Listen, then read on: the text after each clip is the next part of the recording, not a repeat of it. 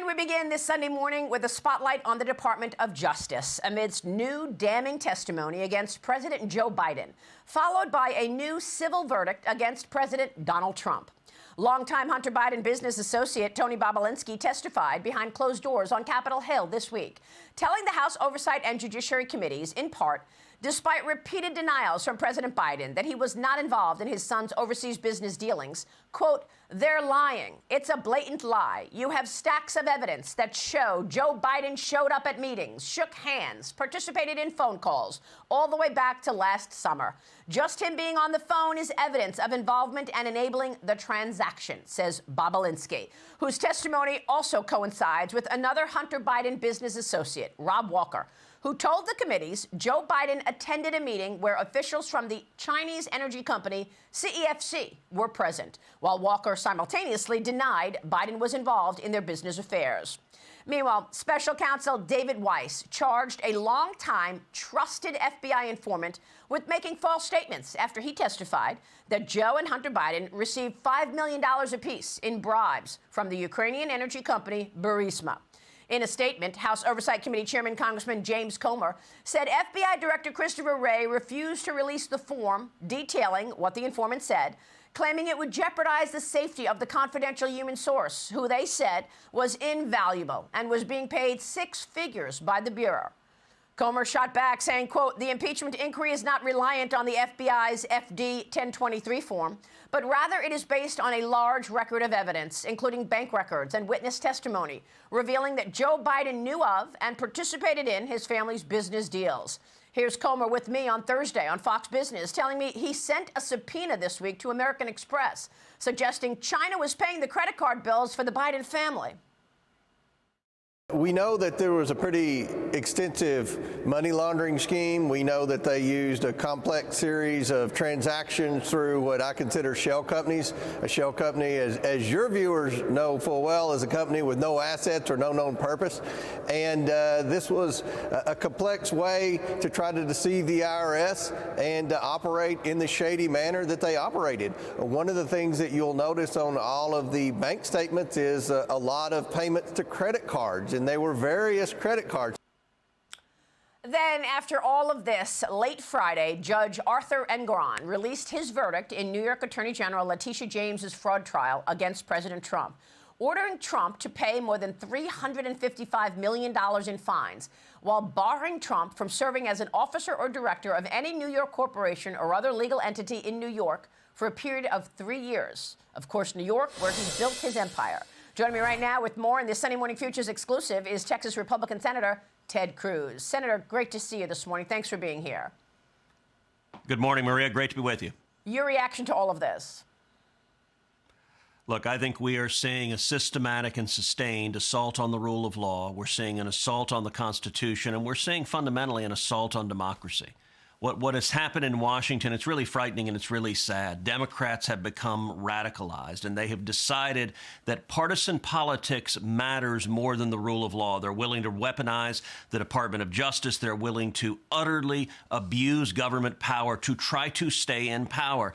The judge's decision in New York is an outrage. This was a partisan Democrat judge adjudicating on a case brought by a partisan Democrat attorney general. Letitia James campaigned on saying, "I'm going to get Donald Trump." She got in front of this smirking, sanctimonious partisan Democrat who then, in that case, understand this judge just ordered Donald Trump to pay over $350 million for an offense that had no victim, that involved giant international banks that made money, didn't lose money, and that were eager to loan more money. And the entire thesis of it was, well, they say Trump overstated the value of his real estate. The last I checked, these banks were not fragile, vulnerable consumers. They went in and valued the real estate. They were eager to make the loans. They made money on it, and they wanted to make more. But what this is about power and trying to destroy Donald Trump. Why? Because ultimately, this is about attacking democracy. They want to stop the voters from voting for Donald Trump. It is dangerous, the brazen cynicism with which they're willing to abuse the justice system to try and stay in power at all costs. Well, I mean, all of this, as it is so clear that there is a serious difference between the priorities between the Republicans and the Democrats. Right now, your colleagues are sending or wanting to send more money to Ukraine, and you have yet to secure the southern border, where we are watching potential terrorists come in, fentanyl come in, Chinese nationals coming in. We don't know what's behind that. What is the fate of this $95 billion package with $60 billion going to Ukraine? Well, I think the foreign aid bill that was rammed through by Democrats in the Senate, I think it's going nowhere in the House. They know that. The bill was all about political camouflage. It was all about giving Chuck Schumer and Democrats the ability to pretend to want to do something on the border while at the same time doing nothing. And understand, the border issue and the abuse of the rule of law in the Department of Justice, they're ultimately the same issue, which is the willingness to put partisan interest of Democrats above everything else. We've seen an invasion at our southern border under Joe Biden. We've seen 10.4 million illegal immigrants cross the border, invading principally my home state of Texas, but coming to every state in the union. And the Democrats affirmatively want that. They're okay with that. They're fine with the body bags, with the people who are dead, with the children who are assaulted, with the women who were raped. They're fine with the 100,000 Americans who died of overdoses last year. All of those are acceptable consequences to Democrats, because they look at that 10.4 million illegal immigrants and they see future Democrat voters, and partisan power is all that matters. Let me commend the House of Representatives. They impeached Alejandro Mayorkas. That was the right thing to do, and I believe the Senate should convict him. Why? Because he actively aided and abetted the criminal invasion of the United States. He aided and abetted Mexican drug cartels that have made billions of dollars exploiting human beings, undermining public safety in America, and posing an incredible national security threat.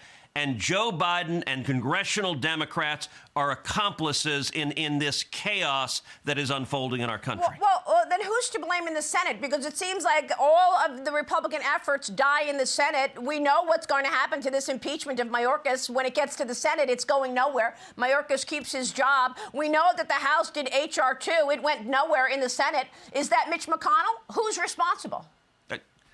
Sadly, it is. Look, it's Chuck Schumer, number one, and Chuck Schumer is helping drive the train. Listen, we know Joe Biden's not driving the train, so it's a combination of left-wing congressional Democrats and I think Barack Obama that are driving the train, and Joe Biden is Mr. Magoo just wandering around confused.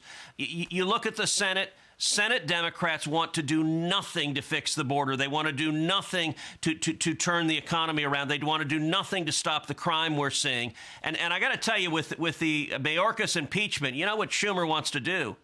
He doesn't even want to have a trial. He doesn't even want to have senators vote on guilty or not guilty. What he's trying to do is simply table it, just put it aside. In over 200 years of our nation's history, the Senate has never once tabled articles of impeachment. That has never happened. Every single time the Senate has voted on either guilt or innocence, or the House has withdrawn the impeachment. In this instance, Joe Biden wants to protect even every Senate Democrat from voting whether Mayorkas is guilty or not. He is guilty. Ultimately, Joe Biden is guilty, but Mayorkas was the lead henchman in opening up the southern border. And I got to say, look, if Republican leadership in the Senate doesn't like the criticism, here's an opportunity to demonstrate some backbone. They could stand up and say, let's have a trial. They can stand up and say, you cannot refuse to even follow the constitutional process for impeachment. You can't dodge responsibility. That's what Schumer and the Democrats want to do.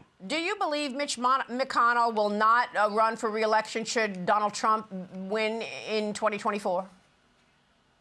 I don't know. That's a decision for Mitch to make. Obviously, there's a lot of bad blood between Mitch McConnell and Donald Trump.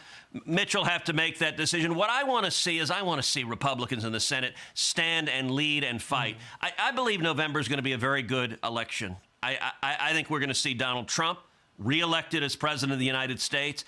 I think we're going to see Republicans keep and grow our majority in the House. And critically, I think we're going to win the United States Senate. Now, I will say my race here in Texas is a battleground race. The Democrats are spending over $100 million. Chuck Schumer's made clear I'm his #1 target. George Soros is pouring millions of dollars into the state of Texas. My last race, as you know, Maria, I won by less than 3 points because I'm the Democrats' top target. And so I'm grateful for the people all across the country that go to tedcruz.org, that make contributions, that support our campaign, because I'll give you my word, I'm going to keep fighting for the rule of law, for the Constitution, for the Bill of Rights, and I'm going to keep fighting to secure the border, even as we see these radicals undermine our safety. As you seek your third Senate term this November, are you concerned about the weaponization of government, which is where we started this conversation? Are you concerned about election integrity for this upcoming election? Look, of course, we have seen that the Democrats are willing to cross any line, cross any boundary. You know, it's really striking. Leftists, if you look at their rhetoric, what they accuse their opponents of doing is what they're doing. What's the favorite line of Democrats right now? They say, assault on democracy, assault on democracy. This is literally simultaneously, while they brought 4 indictments against the leading Republican candidate for president, simultaneously while 2 different states have tried to throw Donald Trump off the ballot. Yep. Why? What is the purpose of all of this? To stop the voters from voting for their opponent. Literally, their rhetoric, assault on democracy, is precisely what they're doing. Democrats and a lot of folks in the corporate media are fond of saying, well, Trump will be a dictator. The irony is, you look at Joe Biden's record, he has repeatedly ignored the law. He did things like vaccine mandates in the government that were blatantly illegal. The Supreme Court struck him down, but he didn't care. He did things like try to give away over $1 trillion in student loan forgiveness that was blatantly illegal. The Supreme Court struck it down, but he didn't care. And so it is dangerous, the willingness of Democrats to weaponize government, and they put partisan politics above national security and above the safety of Americans. Senator, thank you very much for being here this morning. We so appreciate your time. Senator Ted Cruz in Texas Maria. this morning. Thank you, sir. I'm Steve Ducey. I'm Brian Kilmeade. And I'm Ainsley Earhart. And click here to subscribe to the Fox News YouTube page to catch our hottest interviews and most compelling analysis.